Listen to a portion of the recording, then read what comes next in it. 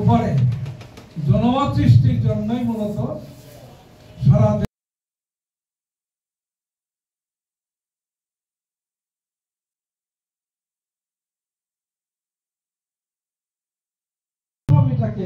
আপনার সন্নিবেশিত করেছে আমাদের এই জুলাই বিপ্লবের কথা।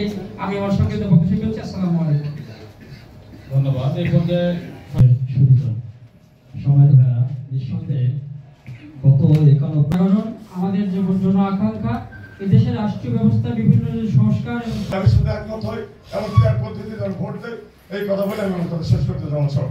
তখন একটা গাড়ি যদি তার নিজের শপথ দিত তাহলে আপনার সংবিধানের গল্প থাকতো না। সংবিধান মেনে সংবিধান মানুষের জন্য, সংবিধান তৈরি হচ্ছে মানুষের কল্যাণের জন্য।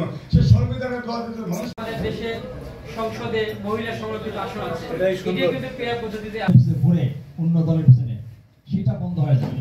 ক্রিয়ার পদ্ধতি যে চালু হয় উপরে জনমত সৃষ্টির জন্যই মূলত সারা, যদিও মাস্টার্স করছিলাম ইসলামের ইতিহাস, তো রাষ্ট্রবিজ্ঞানে খুব ছোট, ভোট আমার হয়নি, ভোটের বয়স আমার ছিল না। এখন এই 5 দফার মধ্যে জুলাই বিপ্লব পেয়ার পদ্ধতি নির্বাচন হলো, পেয়ার পদ্ধতিতে নির্বাচন জামাত ইসলামী মূল্যায়ন করেছে। এরপরে এখানে যেগুলো বলা হয়েছে সেগুলো আপনাদের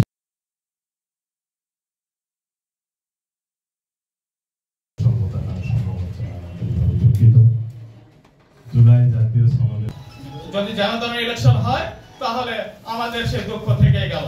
আমরা চাই বাংলাদেশের জাতির কপালে আর যেন দুঃখ না আসে। এই জন্য জামাত ইসলামী শুরু থেকে দফা দাবি আদায়ের লক্ষ্যে গোলটেবিল বৈঠকের সম্মানিত সভাপতি